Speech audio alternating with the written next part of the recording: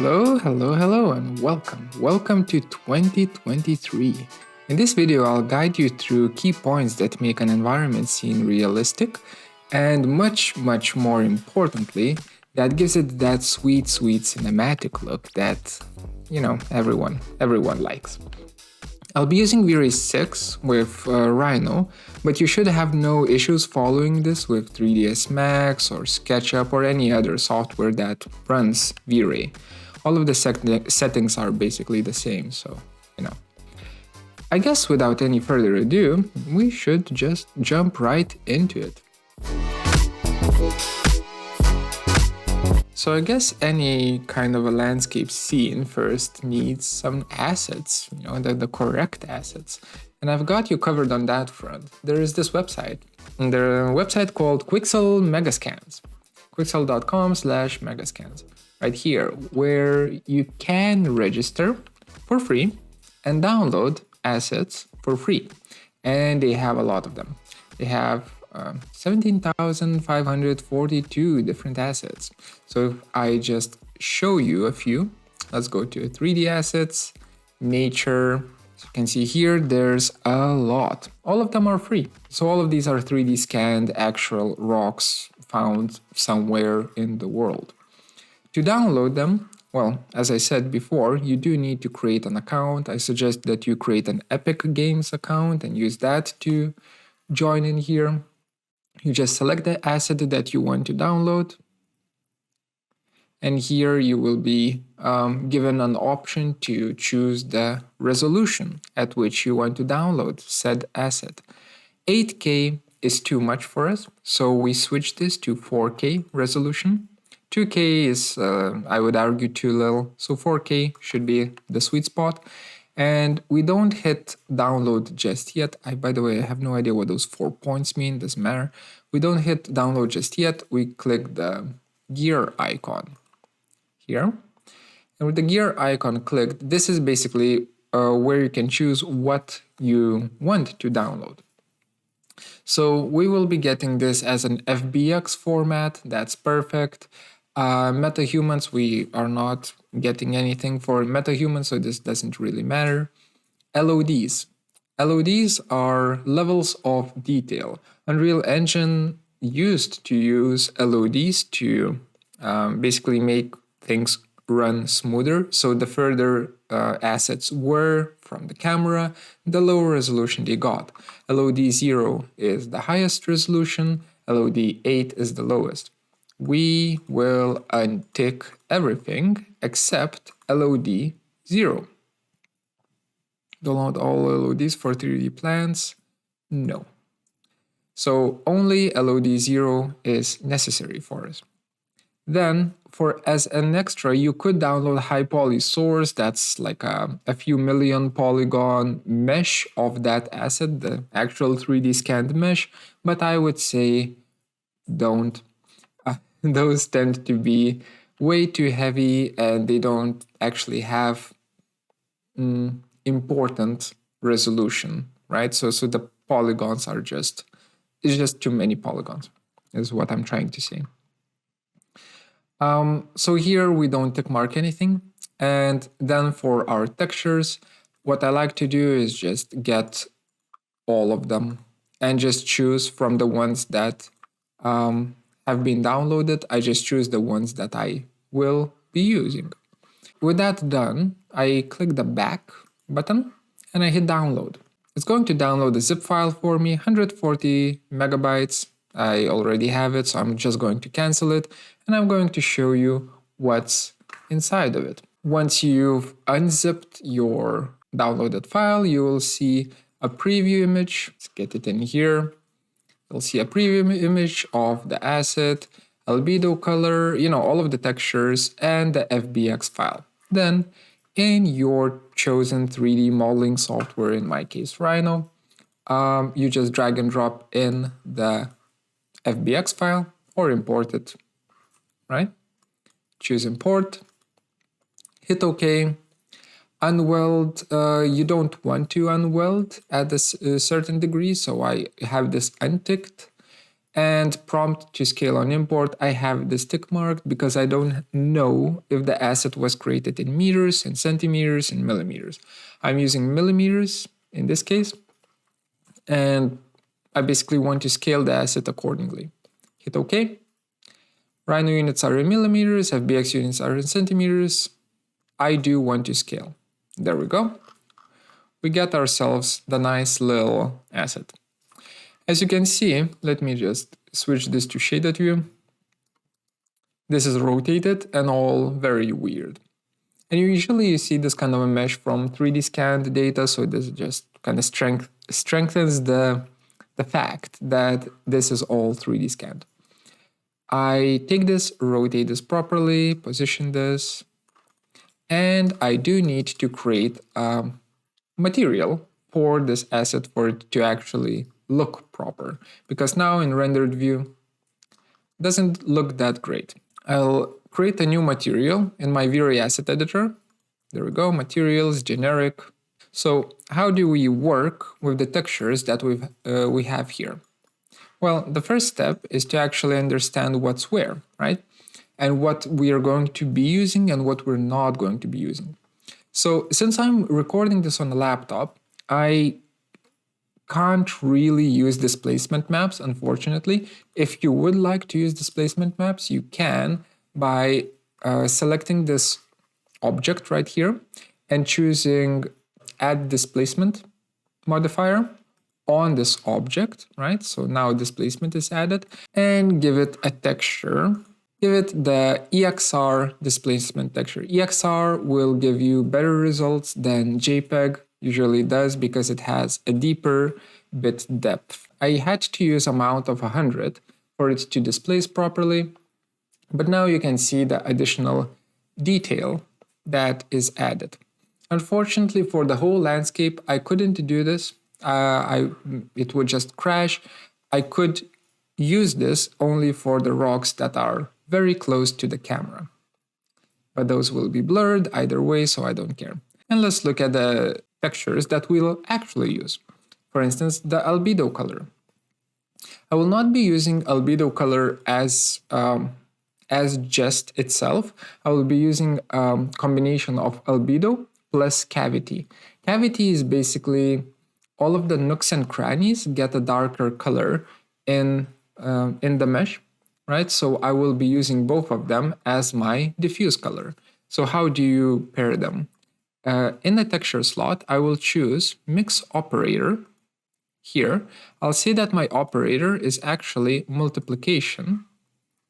And my texture A will be, I'll just drag and drop it in, the albedo color, while my texture B will be the cavity. But I will not be using this as a default map.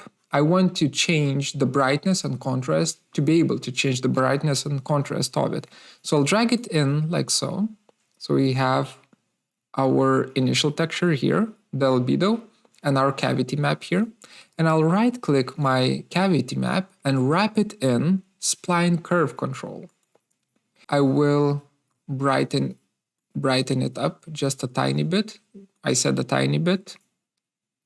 Just something like that, so that it doesn't over darken the actual color of the mesh, right? Because any kind of when you set the operator to multiply right here, any kind of a darker color will darken the image. All right, so now I can slap this on, apply, and you can see that it already starts looking pretty good. All right, what else can we add here? So we have the fuzz. I will not be using the fuzz tool. That is not tool, but map that is used in Unreal Engine to describe where the moss is. Instead, we will use the gloss and the specular map for now.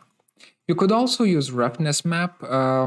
So gloss and roughness are basically the same map. These two are the same, except that the roughness map is inverted, right? It's an inverted gloss map.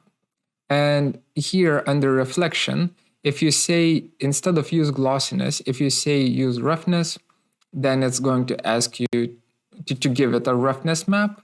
But in this case, I prefer to use glossiness when I can, so I'll just use that.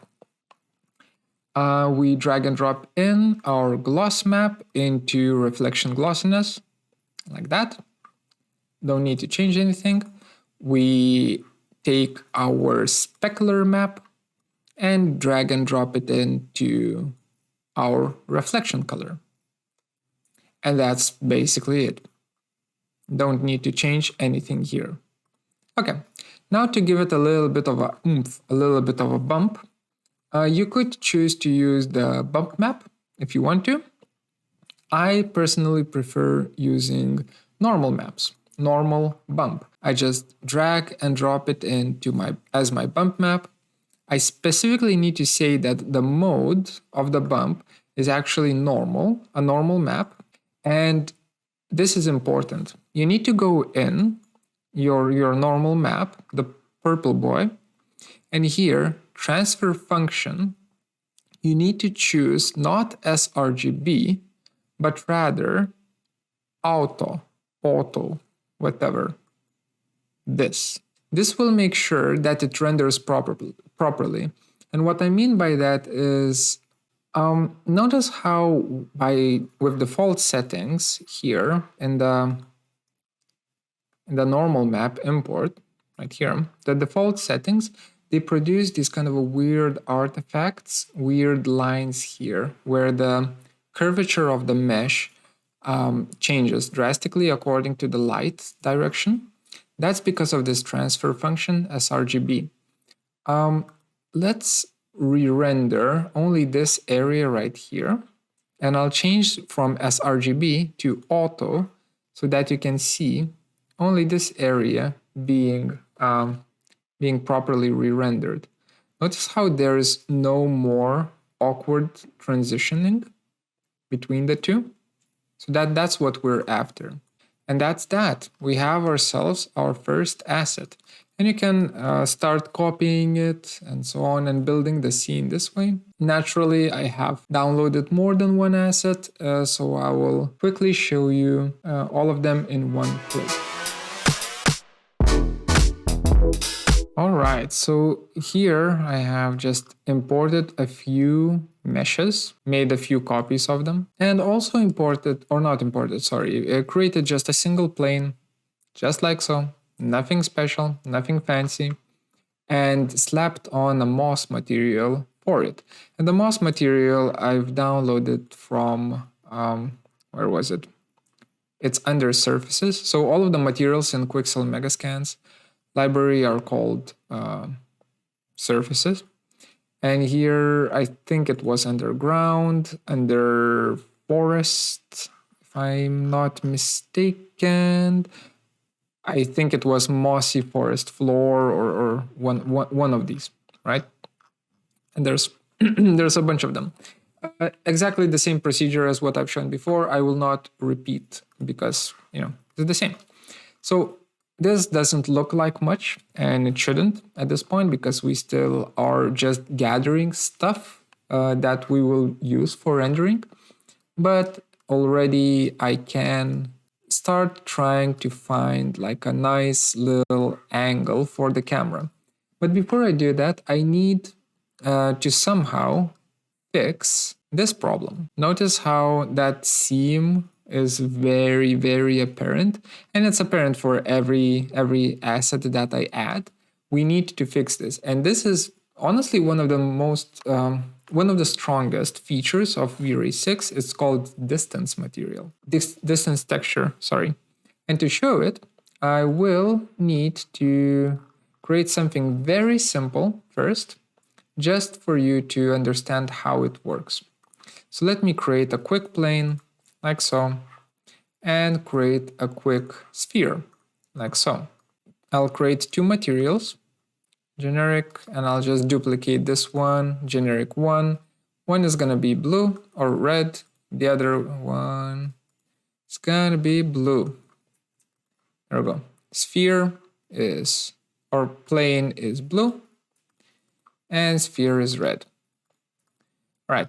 We have a similar problem now, between the sphere and the plane and our mossy rock and the moss ground here. There is a seam. So to hide the seam, I need to create, for the red material, I need to create a substitute material blend. And basically with the blend material, I need to create a gradient that will kind of grow, the blue color will grow upwards along the red from the meeting point, from the seam. Much easier to show than to talk about it. So under materials, I'll create blend material here. My base material is going to be red. So generic, yes, there we go. And I'll just apply the blend material onto this sphere, right? So I've just replaced the generic material with the blend. So now this one has this material here. And I will add an additional layer to this. And that additional layer, the material for it, is going to be generic one, the blue one. And you can see automatically it becomes this kind of a purple mess. If I tried to render it, it's going to show up purple. And the reason why it's showing up purple is because right now we're blending 50% of blue color on top of red, which makes purple. If I were to say blend is off or black, then it's all red. If blend is white, it's all blue, right? So we can't have it that way. I want a gradient, right? So that's where the distance material or distance texture will jump in. I'll select the texture slot and find the blending texture slot and find right at the bottom distance texture. There we go. You can't see it. 1 second. Boom. Distance. There we go. Which basically will measure eventually the distance between all of the points on this sphere from the closest point on this plane, right? So basically it's going to give us that little ring there. But for this to work, I do need to take this plane and add it as an object to measure the distance to. So select the plane and click Add Objects. And you can see the plane is now added. And now if I change the far color to be black and the near color to be white, and distance, if I increase the distance, let's go for something bigger, 250, let's say. You can see that this gradient is now appearing wherever I have the intersection between the two. How do we use this for our moss problem? Right here, this one. So I'm just going to create another material, call it blend. This is my sphere, right? So I'm going to create a blend material. I'll call it blend dash rock dash moss dash Icelandic. I know it's a lot, but. And I'm just going to say that my base material is the regular rock moss Icelandic material. And on top of it, we're going to add this moss material that I have here, right? So for this one, moss. So now we have like a 50-50% mixture between the two. And let me just apply the blend material onto this particular rock. Hit render. There we go. And it's kind of, it's 50-50. So if I turn it off, it's pure Icelandic rock material. If I go all the way to here, it's pure moss material. Also, I noticed that there's stretching going on. We will tackle that in just a second. So we do need to use the distance texture. Again, distance. Switch the colors around because you want the far color to be black, so it's not blending, and the nearest color to be white, so it's blending, right? Then select your ground surface or moss surface and add add it as an object, right, to this list. Zoom, zoom, zoom. Zoom, zoom, zoom more. Right here. Still not blending well enough? Don't you worry. 250 millimeters. As easy as that. There's your blend, right? Now there is still a little bit of an issue, and the issue is the stretchiness. And the stretchiness can be tackled in a very simple way. If you go to Moss, then you need to wrap every texture. So there's like the color, roughness of reflection in my case. I don't have reflection color for some reason. So you need to wrap every texture, right-click, wrap in, triplanar mapping. And just choose the size of, whatever the size of the moss that you want. The moss texture to be repeated in, I mean. So I'll use something like 2 meters, 2000 mil. 2000 millimeters. Seems to be a little bit on the big side. Maybe let's do 1500, something like that. And I go back, I reflection roughness, wrap in, triplanar mapping, 1500. And I guess there's going to be a bump map. Yes, a normal map. Wrap in, triplanar map, 1500. This will just kind of apply a box map to a box map to everything here. So the material will follow properly. And there we go. Now we have ourselves a pretty nice material, right? That's blending. Let me remind you how it looks like without this blend. Well, like that. Not good, definitely not good. Good. Not good. Good. So we do that. Okay, one more trick. One more trick to show you is the scattering of the stones, of the smaller rocks and smaller stones, to basically just create a little bit more of variance. So to scatter stones, first you need to get smaller stones. And you do that with, well, you can download it from Quixel Megascans if you want to, but I will be using just Chaos Cosmos browser. And I'll just get them from Chaos Cosmos because they have pretty good stones. We need to go to vegetation, if I remember correctly. Flowers, grass, and rocks.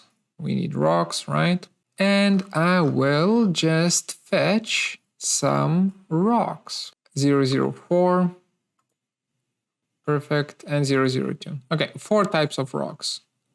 Where's my rock number 4, or number 1? There we go. 4 types of rocks. All right, so with these imported, they get imported as this kind of a Vray mesh thing that's not even a proxy. And I will need these guys to be proxies. So these rocks, they will need to be proxies because I will be messing with their material. As they are right now, they are Vray geometries. And you can see that I can't access, well, here, I can't access their materials, right? There's no materials here. Since I will be using this blending technique on them, right? I need to be able to access them. So access their material. So how do you do that? Well, you just go to your Vray Geometry tab, Rock Jagged, and you click Merge. When you click Merge, it becomes a proxy, like so, and then it kind of defines what kind of material it's actually using. So I'll do this for 1, 2, 3, and 4, for all 4 of them. And now if I go to my materials tab, you can see here I have their materials available for me. This will come in later, but remember that we need to do this. Now, to actually scatter them, let me just take this plane right here, and I'll just move it. I'll move it up for a bit. Just make a copy of it, move it up. I'll convert it into a mesh. So I just type in mesh. It should show. Yeah, that's honestly good enough. There we go. So this is currently a mesh plate, right? That is exactly the same as what we have here. And the reason why I converted it into a mesh is because now I can delete the mesh faces that I actually don't need, right? So let's say because I don't want to scatter the rocks everywhere. I only want to scatter them in a certain area. So I'm basically just going to be selecting, Control Shift, click, and just selecting the faces of the mesh on which I want to scatter the rocks. So just let me do some weird Running Man type of a thing. Among Us. Anyway, once I've done that, I'll hold, once I've selected all of the faces on which I'm going to scatter, I'll hold the Alt key, Alt, left-hand side Alt key, and drag them up while holding the Alt key. This makes a copy, right? Delete the original, and now we have like a portion of the original mesh right here.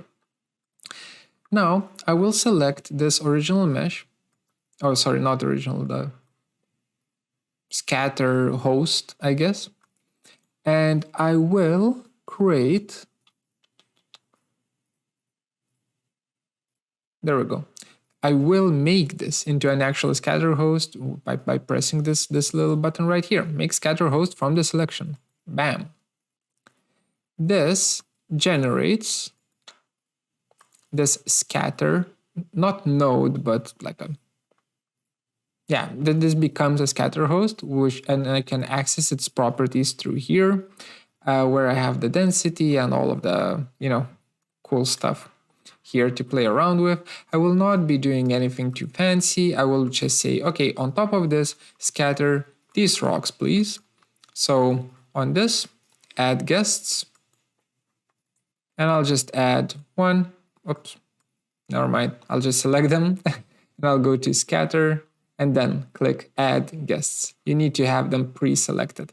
You can see that now they are 1, 2, 3, 4. All 4 rocks are being scattered randomly. I can control how many of them, density 10, let's say. That's per square meter, if I remember correctly. Yes, in a square meter. So 10 rocks in a square meter. That might be too much, might be too little. I don't know. Let's do 5. Let's do less. One thing that I want to fix now is the scatter host, the surface on which the rocks are being placed. I don't want to see it. I don't want it to be rendered. So I'm just going to create a new material and call it, just make it generic, and I will call it no render. No render.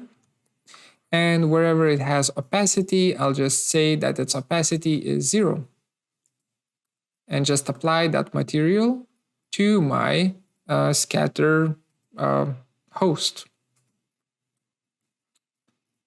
No render, apply. There we go. That's a very strange thing that's happening. I don't know what's going on. Anyway, I'll move it down a bit below the ground level, and that is going to fix our problems. So down by, I don't know, like 100 millimeters. Is that too much? Yeah, that's too much. The rocks are sinking way too much. So I'll move it up by 50. Yeah, that starts looking like it's gonna work. So now we have rocks sticking out from the moss. They don't look that great. Why don't they look that great? That's because we have the same problem as what we had with the previous geometry. The seams, the seams, the seams, the seams. It's always the seams. So what do? Well, For rock jagged 0, well, for all of them, I will create a blend material, and I'll just call it B rock 1, BR1. Base material is going to be our rock jagged 001, right? We add the blend, our material is going to be the moss, the blend is going to be, let's have it here centered, the blend is going to be the distance. Texture, as per usual, we invert the colors. Never forget to invert the colors. We select the big moss surface and add it as our object for blending. And our distance, well, that's going to need to be adjusted. Let's try 200. That's probably way too much. Let's try 100 though. 100. You can see that in the render nothing changes, and that's because we still haven't applied the blended material to our rock jagged 001, right? So under geometries, well, I have the geometry selected here, we have our rock jagged 001, and here under its material, I now can replace it with the blend. Here, BR1. Bam. And now we actually need to find which one it is. Let's try doing like 500, and then basically the ones that, yeah, the ones that are covered in moss, those are going to be the ones that are rock 1, right? So at this point, we just need to do it. Let's do 250. Let's do 200. We just need to do it for all of the rocks, and they will, you know, blend with the landscape a little bit better. They will sit in the landscape a little bit better, right? So I will not bore you with this. I will, of course, skip ahead and yeah. Okay, so with this, we have everything done. Well, not everything. We have all of the bits and pieces assembled, the main ones. We have the macro scale rocks. We have the macro scale rocks right here. We have the mesoscale moss background and textures right here. And we have the micro scale stuff, the small little rocks here that even have the nice little blend, right? Nice little mossy blend here. That is enough for us to try and find the proper position of the camera. I've even added a few, you can see here, a few plants, and those plants are added just from Chaos Cosmos, just some brown plants that I found, and these are just hand added right into the scene, but there's nothing fancy about this. So now we have enough information and enough kind of blending and so on going on with the materials for this to look realistic. Now we just need to make it realistic, right? So finally, we get to the point where we talk about how do we make this cinematic. And the first step is always the camera. It's so important. If you want a cinematic look, you need to use a movie camera. What defines a movie camera? Movie cameras usually go long. What does it mean to go long?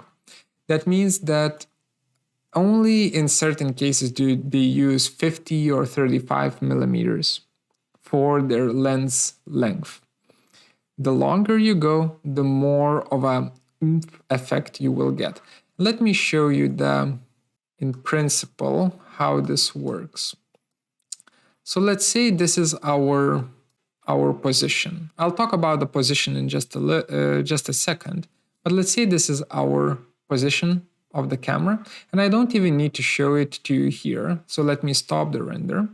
I can show it to you here. This is 50 millimeter camera. This is 12 millimeters. See? It's highly distorted. And this is 90. right? See the difference?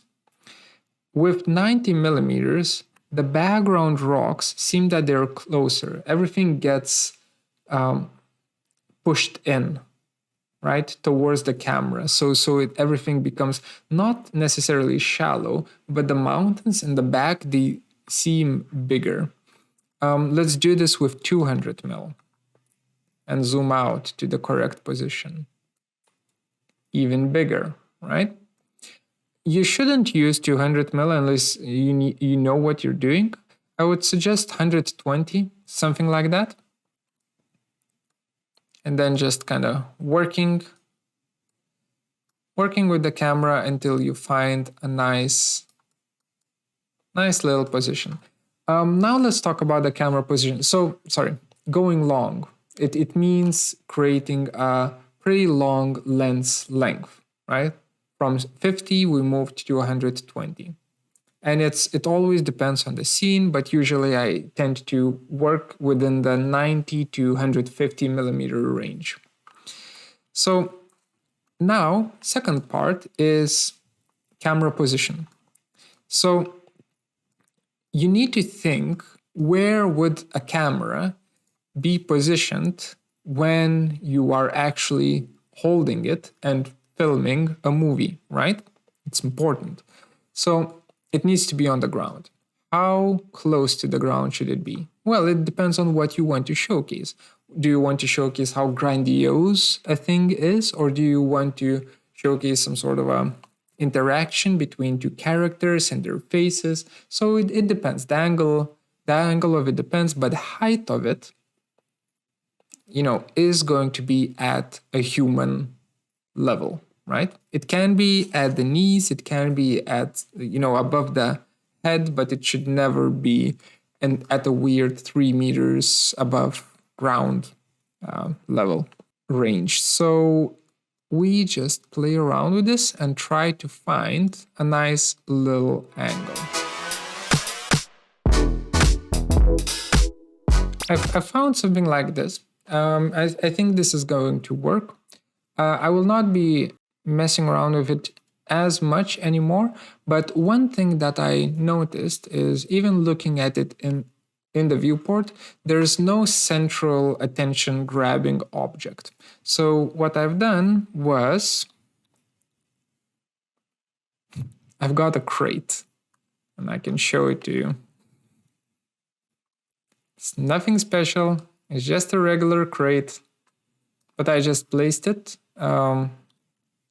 Thankfully, I saved the view. I've just placed it right in the middle of the scene, just to get a little bit of your attention towards it, right? So we have a little crate. Oh, by the way, I got it from Quixel Megascans, as per usual, one of the props there. Right, so once you have all of the objects, the composition of the objects, as well as the camera, all of it set up, now it's time for the actual light. That is second thing that really helps with cinematic look. So as my light source, with Vray, I tend to use Vray Sun and Clouds. So let me show you my setup right here. Under light, I only have document sun, the sunlight. I have my color of the light set as override, and I choose completely neutral white color. So it makes it easier for me to color grade the scene later down the line. So I choose to use that. Since I'm going for a little bit of a low-photon, Icelandic landscape kind of a feel, my sky model is Hosek et al. This makes it so that the sky is quite active cyan color, pretty cold. If you want to play around with these, if you want a little bit more of a drab Swedish sky, the gray one, then you use the overcast model. You have the clear sky, blah, blah, blah, right? But if you want a cold northern sky, then you use Hosek et al. Then as my albedo color, I chose to use not gray, but white. And albedo is basically the horizon line color here. I use white just to get a little bit of light in here. I think that's gonna look nice. Then for my clouds, I use high density of clouds. This is, by the way, Vray 6, the option for Vray 6, very nice option. I use very low height for the clouds, so it's like rain clouds, but their thickness is pretty damn big, 1.2 kilometers, right? And they cast shadows on the ground. If I were to animate this, they would kind of move through the ground and cast shadows. It's just a nice little addition. Besides that, I don't do anything more with this, right? Except camera position. Oh, sorry, not camera, light position. I played around with the light position until I got really nice shadows, and you should as well, right? I worked with it until I got a shadow right here, and most of the light was coming from this corner, even though you can't really see it here. This is a very important step. You want to work with the light to accentuate your forms, right? Or else everything will look pretty damn flat. Once light is set up and you have the clouds and you have, the overcast. Oh, sorry, I forgot to mention one thing. Size multiplier. I tend to make the light, the sun, 10 times bigger than what it should be, just to get the shadows a little bit softer. The larger the light source, the softer the shadows. This is not photorealistic, but hey, my world, my rules.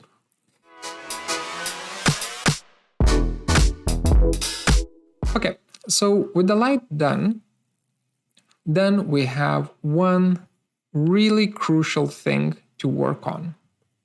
And that is the aspect ratio of your scene. By now, the aspect ratio has always been 16:9, the screen size. No.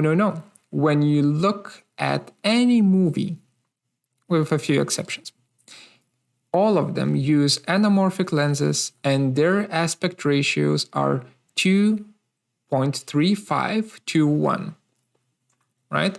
So we go to here, and this is very important if you want a cinematic look. So make sure to do this.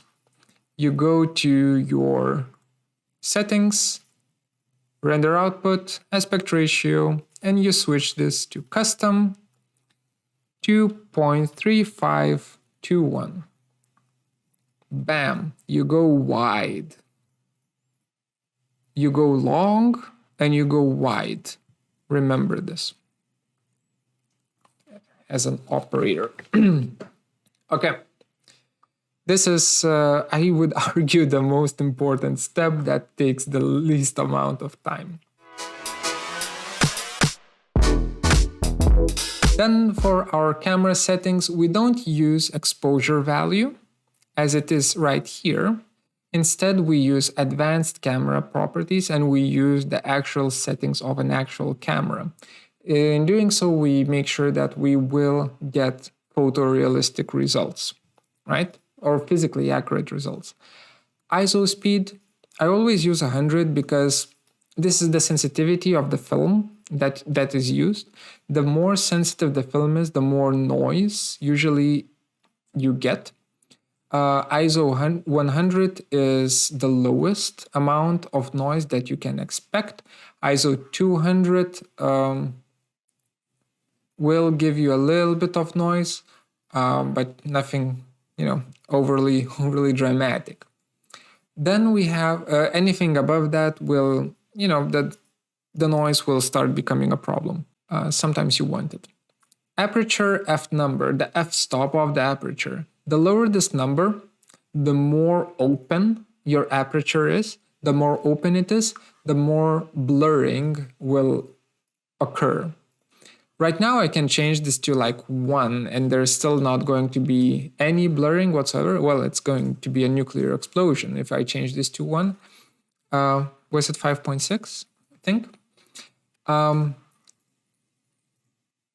And the reason why there's no blurring is because depth of field right here is turned off. But just so you know, usually you should work within 1.2 up to f-stop 12 range.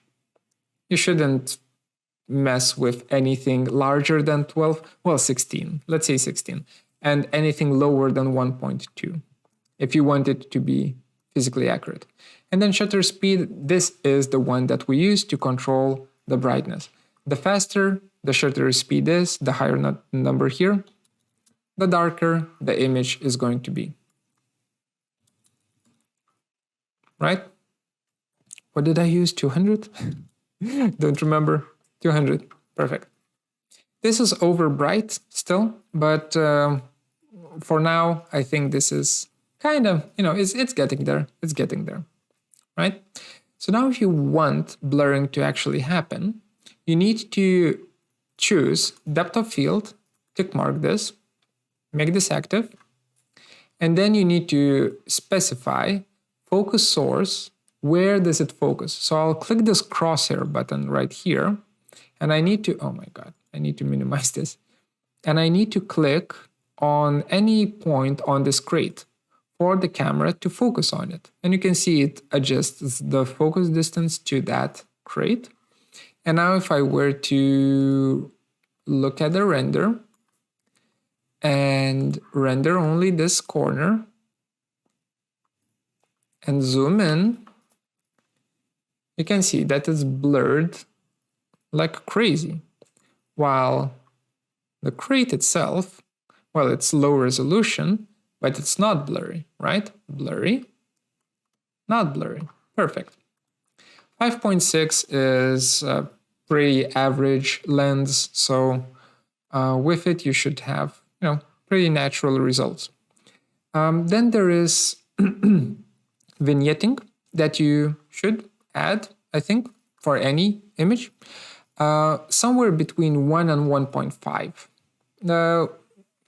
Anything larger than 1.5 might seem unnaturally darkened. Vignetting is the darkening of the corners that occurs in every, in every lens. That's happening. So we use vignetting for that. You can't really see it that much, but if I were to do vignetting 5, yeah, now you can definitely see, the darkening in the corners. We don't do that. 1.5 maximum. You can mess around with bokeh. So bokeh uses blades, right? And it's going to be a little bit advanced, but basically when you blur out a point and you have 5 blades for the bokeh, that point is going to blur out into this kind of blurry pentagon because 5 blades. If you have 6 blades for the bokeh, it's going to blur out into a hexagon or a 7-heptagon, I guess, and so on. So modern cameras, I think they use 7 blades. So if you want to mimic a modern camera, you use 7-blade bokeh. All right. I think that's all with the camera settings, honestly. Last thing to do is to give it a few atmospheric effects, a few, nice things. So under volumetric environment, right here, we turn it on and we choose to have environment fog. And I've already set everything up. So by default, it's aerial perspective, and aerial perspective is not great for ground-based camera work. Instead, we use environment fog. Our color is white, our emission is black, just like, the default settings, emission multiplier 1.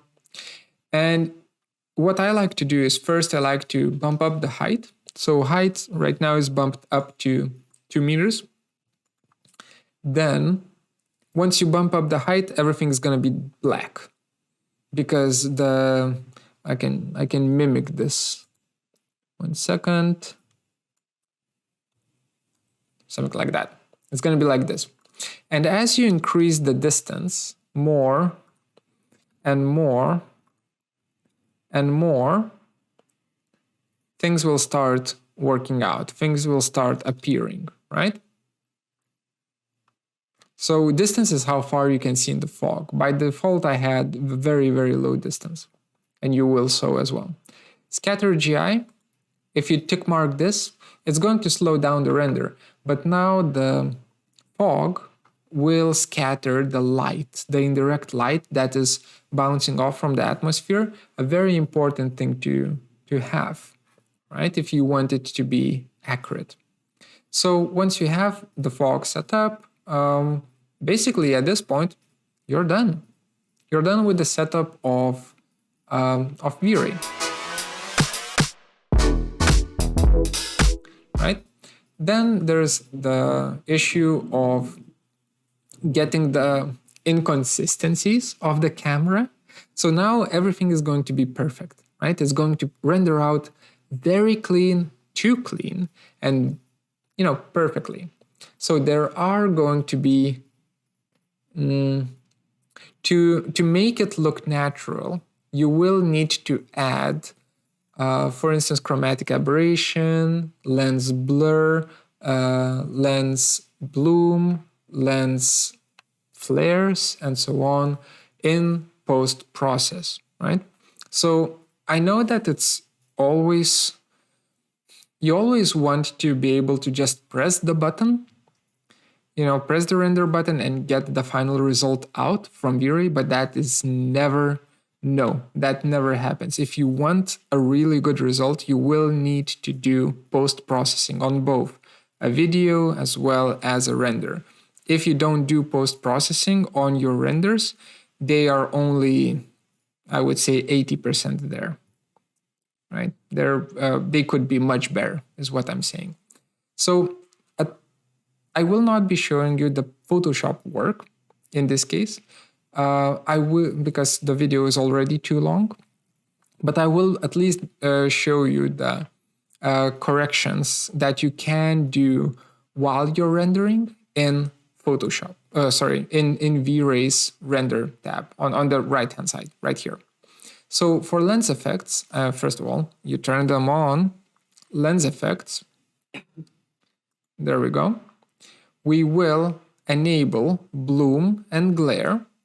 We will make sure that the bloom is pretty large because, it's super bright out. And we will change the intensity of the bloom until you feel like it's reasonable. This looks a little bit too bright at this point. So I'll just go to display correction and drop down the exposure just a tiny bit. Whole 1 f-stop, or EV value. No, it's full stop. Okay, then I guess we need to speed up the camera a bit, because if you drop it down by 0, if you need to drop it down by whole 1 stop, then it's better to just increase the shutter speed like that. It does the trick. So shutter speed, instead of 200, we use 400. Back to our lens effects. Let's look at them. Still blooming, great. We will add some scratches to the lens. Not too many though. And not too big. So for the length, I will decrease it. The scratches, you can see that it bleeds color into this, and this is too much. I mean, this is too aggressive, but I'm doing this to show you the effects, in a less controlled manner. Let's just say for the final image that I have rendered a test image before starting to record this video. There we go. For the final image, I used much less of the scratches and so on of the lens, but you can still see the bloom, right? And that's honestly about it. The color grading and so on, that all happens in Photoshop, and that would need to be a separate tutorial. If you want this file, this scene that I have created, become a Patreon supporter. People who support the channel get these files for free. Yeah. And just to kind of wrap things up, you need to have a lot of detail in the foreground, for sure, right? For you to be able to sell an image as something that's realistic, it needs to be filled with with meso, micro, and macro details, right? So you need details on all different scales. You need to mimic the behavior of the camera lens. You need the camera lens to actually be a similar lens of what would be used in a movie. You need the aspect ratio to be of a movie, and you need the lighting, aspect ratio of a movie clip, I guess. And you need the lighting as well as the atmospherics to be accurate to the scene that you're trying to portray. And also with the V-Ray distance texture, anytime that there is some sort of a weird discrepancy, is some sort of a weird interaction between two objects, that immediately takes you out from the scene, right? And then immediately tells you that this is not real, right? So that needs to be gone, right? It needs to be hidden well enough so that it doesn't catch the eye, right? I hope this helps. And I'll see you in the next one. Later.